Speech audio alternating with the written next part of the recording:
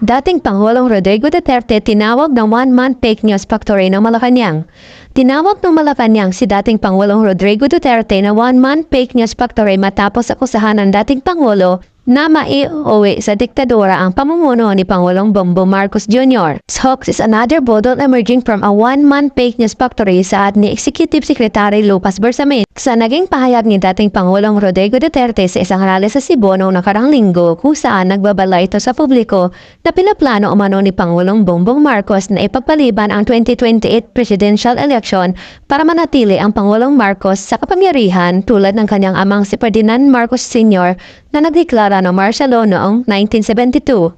Ayon kay Bersamin na tinatrato nilang walang basihan at katawa-tawa ang mga pahayag ng dating Pangulo sa parehong paraan na ang mga Pilipino ay binabaliwala ito. Isang mahabang kwento mula sa isang taong madaling magsinungaling at mag-imbento ng mga panluloko. Tinutulan rin nito ang hula ng dating Pangulo na nakahanda na ang Administrasyong Marcos na magdeklara ng batas militar.